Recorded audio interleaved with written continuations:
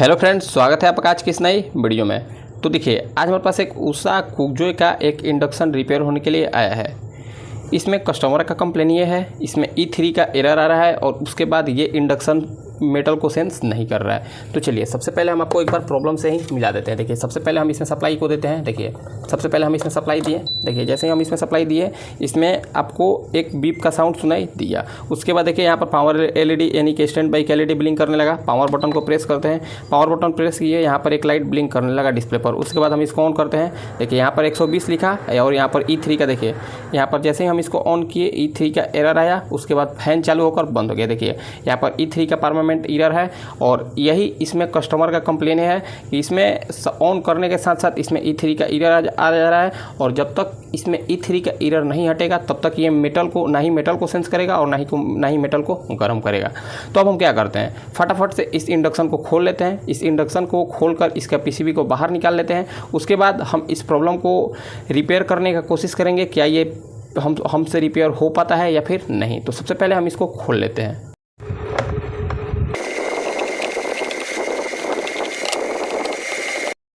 तो देखिए, हम इस इंडक्शन के PCB को बाहर निकाल दिए। हम इसलिए बाहर निकाल दिए ताकि आपका ज़्यादा टाइम वेस्ट ना हो सके। अब चलिए, सबसे पहले हम आपको फिर से एक बार प्रॉब्लम से मिला देते हैं कि इसमें प्रॉब्लम क्या है। तो देखिए, हम क्या किए हैं, इसका वायर को हम अपने सीरीज वायर के साथ जोड़ दिए ताकि देखिए, किसी भी अगर आप PCB को चेक कर रहे हैं तो आपको चेक करने के पर्पस में आपको डायरेक्ट लगाकर यानी कि डायरेक्ट लाइन में लगाकर किसी भी PCB को नहीं चेक करना है, आपको सीरीज में ही चेक करना है। उससे क्या फ़ायदा होगा, अगर इसमें कहीं शॉर्ट सर्किट होगा या फिर आप गलती से कोई प्रोब किसी दूसरे जगह सट जाएगा तो उस केस में आपका सीरीज बल्ब लोड ले लेगा, और नहीं तो अगर आप डायरेक्ट में लगेगा तो आपका PCB शॉर्ट होने का डर बना रहेगा। तो देखिए, हम इसको सबसे पहले सीरीज में डालते हैं। देखिए, जैसे हम इसको सीरीज में डालिए, देखिए ये हमारा स्टैंड बाई का लाइट ग्लो करने लगा। देखिए, अब इसको एक बार हम ऑन करते हैं। देखिए, जैसे ही हम इसको ऑन करेंगे, देखिए यहाँ पर हमारा फिर से E3 का देखिए हम ये देखिए, जैसे ही हम इसको ऑन किए, यहाँ पर हमारा फिर से E3 का एरर देखने को मिल गया, जबकि यहाँ पर हमारा E0 का एरर होना चाहिए था, लेकिन इसमें E3 का एरर आ रहा है। अब E3 का एरर कहाँ से आता है, अब इस चीज़ को हम समझेंगे। देखिए, CH के PCB में देखिए, ये इस टाइप का PCB CH के PCB कहलाता है। इस टाइप का PCB में E3 का एरर माइक्रो IC ख़राब हो जाने के कारण भी हमको देखने को मिला है। वैसे तो ये E3 का जो प्रॉब्लम है, ये हाई वोल्टेज और लो वोल्टेज से रिलेटेड होता है। हाई वोल्टेज और लो वोल्टेज से रिलेटेड होता है। आप अपने दिमाग में इस चीज़ को बैठा लें। इस केस में, इस टाइप के PCB में हम ज़्यादातर E3 का केस, मतलब ज़्यादातर क्या 100 में 20-30% आपको केस ऐसा मिलेगा जिस केस में आपका माइक्रो कंट्रोलर, देखिए ये जो माइक्रो कंट्रोलर IC, ये माइक्रो कंट्रोलर IC ख़राब हो जाता है, फिर भी हमको E3 का एरर देखने को मिलता है। फिलहाल हम इसको चेक करेंगे इसमें क्या समस्या है। तो देखिए, सबसे पहले हम इसका सप्लाई को हम निकाल दिए। हमको क्या चेक करना है, हम जैसा कि आपको पता है, इसमें हमको हाई वोल्टेज और लो वोल्टेज सेक्शन को चेक करना है, यानी कि हाई वोल्टेज और लो वोल्टेज को चेक कर लेना है। इसमें हमको वहाँ पर जितना वोल्टेज चाहिए उतना वोल्टेज देखने को मिल रहा है या फिर नहीं। तो हम आपको सबसे पहले समझा देते हैं इसमें हाई वोल्टेज और लो वोल्टेज कहाँ से बनता है। देखिए, आपको यहाँ पर 1, 2 और 3, देखिए 1, 2 और 3, आप वैसे तो इसमें 2 ही डायोड जाने 1 और 2, यही 2 डायोड मिलकर हाई वोल्टेज और लो वोल्टेज बनाता है। अब ये कैसे बनाता है, हम आपको समझाने का प्रयास करते हैं। देखिए, यहाँ से एक डायोड लगा हुआ है और यहाँ से एक डायोड लगा हुआ है। देखिए, यहाँ से एक डायोड लगा हुआ है और यहाँ से एक डायोड। देखिए, हम आपको एक चीज़ दिखाने का प्रयास करते हैं। हम PCB को पलटे तो हमको एक चीज़ यहाँ पर देखने को मिला। देखिए, यहाँ पर हमको थोड़ा सा स्पार्किंग देखने को मिल रहा है। देखिए, यहाँ पर थोड़ा सा हमको स्पार्किंग देखने को मिल रहा है। अब ये स्पार्किंग क्यों हमको देखने को मिल रहा है, हो सकता है इसमें कहीं शॉर्टिंग हुआ होगा, इसी के कारण इसमें स्पार्किंग हुआ होगा। अब इस चीज़ को भी हम एक बार फाइंड आउट करेंगे। तो देखिए, हम क्या करते हैं, हम जैसा कि सबसे पहले आपको बताना चाह रहे थे कि इसमें हाई वोल्टेज और लो वोल्टेज कैसे सेंस होता है। देखिए, यहाँ से एक डायोड लगाकर, देखिए यहाँ से एक डायोड लगा हुआ है और यहाँ से एक डायोड लगा हुआ है। तो इसमें क्या हुआ है, यहाँ पर ये डायोड देखिए, यहाँ से एक डायोड देखिए, ये सीरीज में यहाँ पर कुछ रेजिस्टेंस लगाकर, देखिए यहाँ से कुछ रेजिस्टेंस लगाकर यहाँ पर हाई वोल्टेज के लिए हाई वोल्टेज को सेंस करा दिया गया इस माइक्रो कंट्रोलर से। और देखिए, यहाँ से फिर एक रेजिस्टेंस सीरीज में ही लगकर, देखिए यहाँ से सीरीज में लगकर यहाँ से हाई वोल्टेज सेंस करा दिया गया है इस माइक्रो IC में। तो देखिए, हमको क्या चेक करना है, हमको फिलहाल इसमें हाई वोल्टेज और लो वोल्टेज को ही चेक कर लेना है, क्योंकि हाई वोल्टेज और लो वोल्टेज इस माइक्रो कंट्रोलर IC को नहीं मिलेगा जितना वोल्टेज चाहिए, तब तक ये हमारा माइक्रो IC दिक्कत करेगा, E3 का एरर भेजेगा ही भेजेगा। तो अब हम आपको बता देते हैं इसमें हाई वोल्टेज और लो वोल्टेज का एरर कहाँ है। तो देखिए इसका 1 नंबर पिन पर या तो हाई वोल्टेज का पिन, इसका 1 नंबर या तो हाई वोल्टेज का पिन है या फिर लो वोल्टेज का पिन है, और इसका 7 नंबर हाई वोल्टेज या फिर लो वोल्टेज का पिन होगा। देखिए इसमें 16 पिन का इसमें माइक्रो आईसी लगा हुआ है। देखिए 1 2 3 4 5 6 7 और 8, इसमें 16 पिन का माइक्रो आईसी लगा हुआ है। देखिए इसके 1 नंबर पिन पर हमको 0.60 वोल्टेज या फिर आप इसको 1 वोल्टेज भी कह सकते हैं, यहाँ पर हमको मिलना चाहिए, और इसके 7 नंबर पिन पर हमको तकरीबन 1.5 वोल्टेज के समथिंग वोल्टेज देखने को मिलना चाहिए। तो चलिए सबसे पहले हम इस सारा का सारा वोल्टेज को चेक कर लेते हैं, क्योंकि जब तक हम इसमें वोल्टेज को नहीं चेक करेंगे तब तक तो हम इसमें प्रॉब्लम से नहीं मिल पाएंगे। तो हमको क्या प्रॉब्लम है, हमको क्या चेक करना है, हमको तो फिलहाल इसका वोल्टेज को चेक करना है। तो देखिए हम क्या करते हैं, हम सबसे पहले अपना मीटर को डीसी रेंज पर करते हैं। देखिए हम अपना सबसे पहले मीटर को डीसी रेंज पर करते हैं। देखिए इसमें से हम अपना प्रोब को ये जो डिस्प्ले पैनल है, इस डिस्प्ले पैनल को हटा देते हैं, क्योंकि यहाँ पर हमारा फिलहाल डिस्प्ले पैनल की कोई आवश्यकता नहीं है। और डिस्प्ले पैनल हटाने के बाद हम अपना मीटर को सबसे पहले बढ़िया से सेट कर देते हैं, ताकि हमको आसानी तरीक़ा से और बढ़िया से दिखा सकें। देखिए अब इसको रख दिए। अब रखने के बाद सबसे पहले हम अपना सप्लाई को सीरीज में देंगे। देखिए हम इसको सबसे पहले सीरीज में सप्लाई देंगे। हम इसको सबसे पहले सीरीज में सप्लाई दे दिए। सीरीज में सप्लाई देंगे तो जब इसका डिस्प्ले पैनल को आप हटा दीजिएगा तो इसमें से कोई भी हमको वोल्टेज, इसमें से कोई भी हमको साउंड सुनने को नहीं मिलेगा इस PCH के PCB में। अब देखिए यहाँ पर हमको वोल्टेज चेक करना है, क्या यहाँ पर हमको वोल्टेज देखने को मिल रहा है या फिर नहीं। देखिए हम यहाँ पर ग्राउंड को कर दिए, यहाँ पर एक बार वोल्टेज को चेक करते हैं। देखिए यहाँ से शायद हमारा सप्लाई ही नहीं आ रहा है, एक बार हम सप्लाई को चेक करते हैं। तो देखिए यहाँ पर अभी हमारा सप्लाई नहीं आ रहा है, तो हम एक बार इस चीज़ को देख लेते हैं। हाँ यहाँ पर ये हमारा तार एक निकला हुआ है, तो हम इस तार को सबसे पहले इसमें लगा दिए। ठीक है, तार लगा दिए। अब उसके बाद फिर से हम एक बार सप्लाई को चेक करते हैं। देखिए यहाँ पर हम अपना मीटर को, एक मीटर का एक प्रोब को ग्राउंड के साथ कनेक्ट करेंगे और दूसरा प्रोब को, देखिए यहाँ पर हम इस डायोड पर एक बार वोल्टेज को चेक करेंगे। तो इस डायोड पर हमको 87, 88 के समथिंग वोल्टेज देखने को मिल रहा है। यहाँ पर हमारा वोल्टेज थोड़ा सा कम देखने को मिल रहा है। यहाँ पर हमको वोल्टेज समथिंग 120, 130 या फिर 150 तक यहाँ पर हमको वोल्टेज देखने को मिला चाहिए। यहाँ पर ये हमारा वोल्टेज कम है।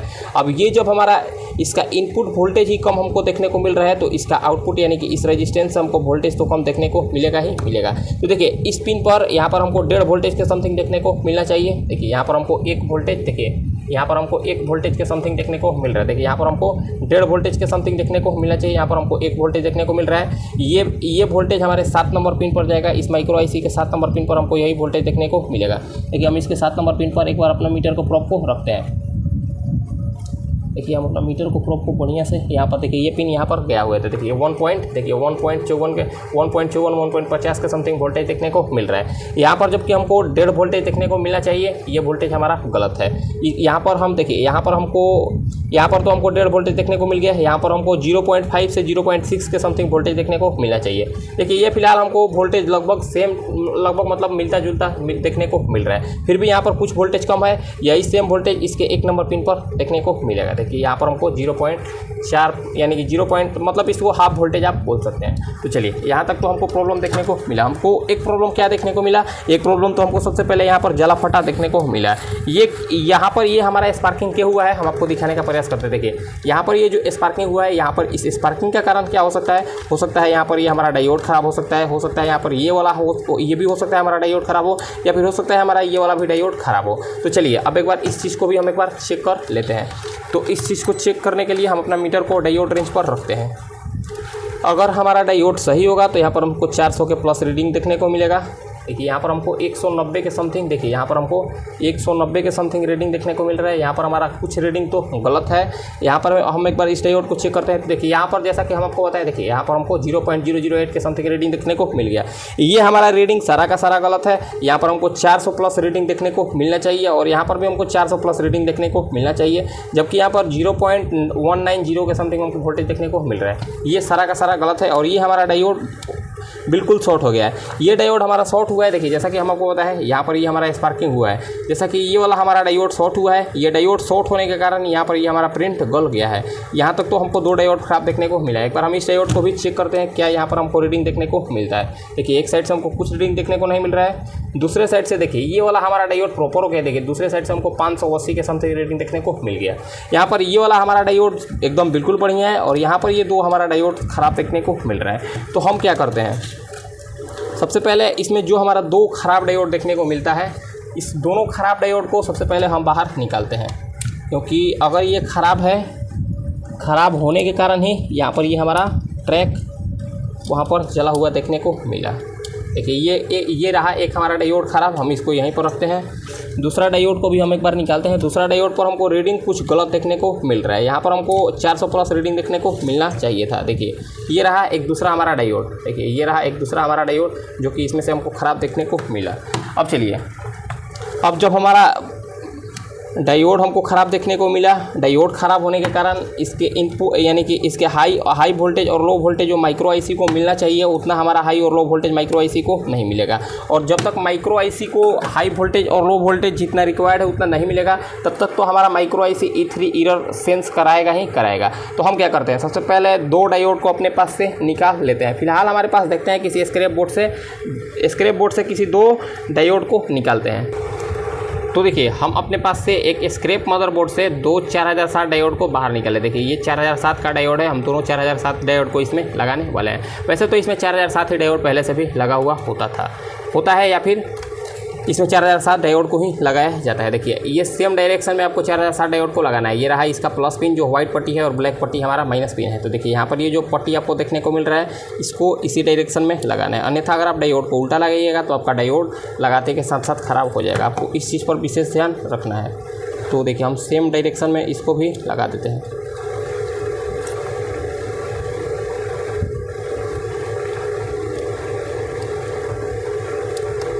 देखिए इस टाइप के CH के PCB में कुछ जैसा कि हम आपको बताएं हैं, कुछ प्रॉब्लम E3 से एरर माइक्रो आईसी से भी हमको देखने को मिला है। तो इस चीज़ पर आपको विशेष ध्यान देना है। ऐसा नहीं है कि हम इसका डायोड चेंज कर रहे हैं तो डायोड चेंज करने के बाद ही हमारा प्रॉब्लम सॉल्व हो जाएगा, ऐसा आपको बिल्कुल भी नहीं सोचना है। तो देखिए हम डायोड को इसमें लगा दिए।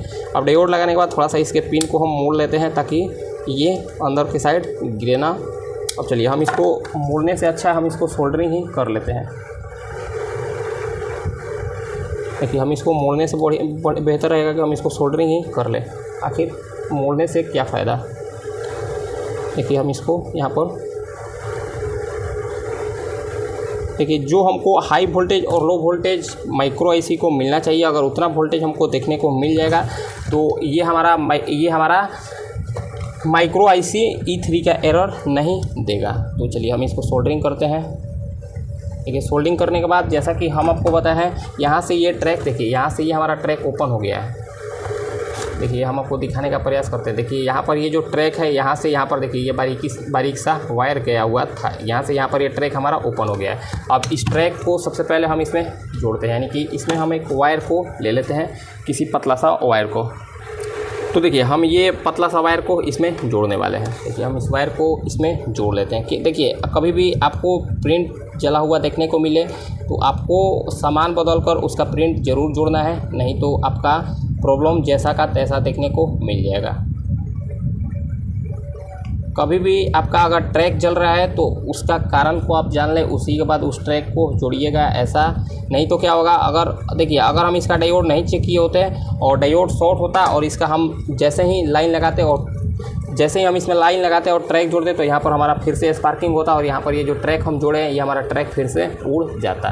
तो इस चीज़ पर आपको विशेष ध्यान देना है। अब चलिए यहाँ तक तो हमारा हो गया। अब वायर जोड़ने के बाद अब फिर से हम एक बार इसमें सप्लाई को देते हैं और सप्लाई देने के बाद यहाँ पर जो हमारा रिक्वायर्ड वोल्टेज है, यहाँ पर हमारा उतना वोल्टेज देखने को मिल रहा है या फिर नहीं, हम इस चीज़ को एक बार चेक कर लेंगे। देखिए मीटर का एक प्रोब को हम ग्राउंड के साथ रखते हैं। यहाँ पर उस टाइम 80 वोल्टेज देखने को मिल रहा था। देखिए यहाँ पर उस टाइम 80 वोल्टेज देखने को मिल रहा था, यहाँ पर अब हमको 164 वोल्टेज के समथिंग देखने को मिल गया। ये हमारा वोल्टेज प्रॉपर ओके है। और यहीं पर उस टाइम इसका हाफ वोल्टेज बन रहा था 80 वोल्टेज। यहाँ पर जब इसके इनपुट में ही यानी कि इसके डायोड के बाद ही हमको 80 वोल्टेज यानी कि कम वोल्टेज देखने को मिलेगा, तो इसके आउटपुट में हमको जाहिर सी बात है कि कम वोल्टेज देखने को मिलेगा।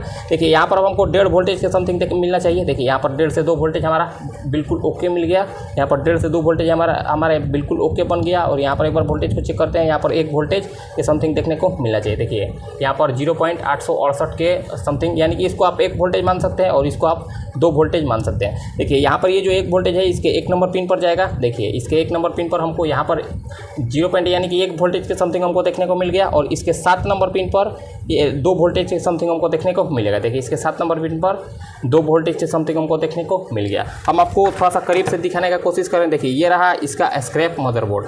देखिए इसका 1 नंबर पिन पर यहाँ से वोल्टेज हमारा आ रहा है, और इसके 7 नंबर पिन पर देखिए यहाँ से ये जो 7 नंबर पिन, देखिए यहाँ पर हम इसको चेक करें। देखिए यहाँ से ये ट्रैक आ रहा है, यहाँ पर हम अपना प्रोब को टच करके देख रहे हैं, क्योंकि यहाँ पर अगर हम प्रोब को रखेंगे तो इसका 7 नंबर और 8 नंबर पिन आपस में टच हो जाएगा, क्योंकि हमारा प्रोब मीटर का प्रोब मोटा है। तो इस चीज़ के लिए हम यहाँ पर इस प्रोब को रख कर चेक कर रहे हैं। और इसका आप इसको मान सकते हैं या तो इसके हाई वोल्टेज इसके 1 नंबर पिन पर आ रहा होगा, या फिर इसका लो वोल्टेज इसके 7 नंबर पिन पर आ रहा होगा। तो देखिए फिलहाल हमारा वोल्टेज तो अभी जितना चाहिए उतना वोल्टेज देखने को मिल गया। अब इसमें से फिर से सप्लाई को निकाल देते हैं, और सप्लाई निकालने के बाद अब चलिए एक बार हम फिर से सप्लाई देकर, यानी कि इस पैनल को लगाकर, और फिर से एक बार हम वोल्टेज को चेक कर लेते हैं क्या इसका प्रॉब्लम जैसा का तैसा रहता है, या फिर ये हमारा प्रॉब्लम सॉर्ट आउट हो गया। तो देखिए हम फिर से इसमें सप्लाई को दे दिए। देखिए जैसे हम इसमें सप्लाई दिए, फिर से हम इसको एक बार ऑन करते हैं। देखिए फिर से हम इसको ऑन किए। ऑन करने के बाद उस टाइम E3 का एरर आ रहा था। देखिए जैसे ही हम इसमें डायोड को बदले, देखिए अब आप देख पा रहे होंगे। देखिए जैसे हम इसमें डायोड को बदले और जितना हमारा वोल्टेज इसमें देखने को मिलना चाहिए उतना वोल्टेज हमारा बनने लगा, वैसे ही इसमें देखिए E0 का एरर हमको देखने को मिल गया।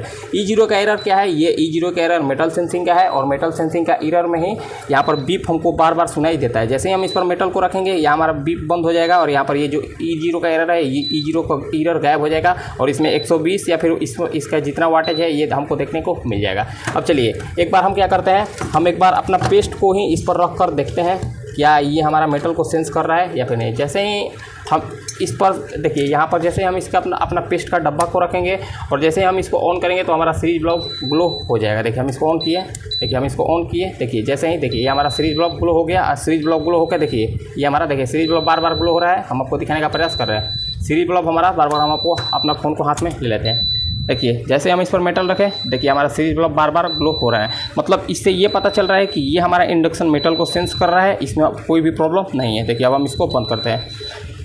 ये हमारा इंडक्शन मेटल को भी सेंस करने लगा। इसमें E3 का जो एरर था, E3 का एरर भी गायब हो गया। इसमें क्या प्रॉब्लम था, सबसे अब हम इसमें से सप्लाई को निकालते हैं। इसमें प्रॉब्लम क्या था, इसमें प्रॉब्लम हमारा ये 2 डायोड का था। ये 2 डायोड ख़राब हो गया था, और ये 2 डायोड ख़राब हो जाने के कारण इसमें E3 का एरर आ रहा था। वैसे तो हम चाहते तो इस प्रॉब्लम को जल्दी ही निपटा देते हैं, लेकिन हम आपको समझाने का प्रयास किए हैं, इसीलिए थोड़ा सा वीडियो लंबा हो गया है।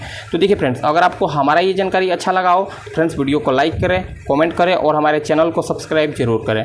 मिलते हैं किसी नेक्स्ट वीडियो में। आज के लिए इतना ही, धन्यवाद।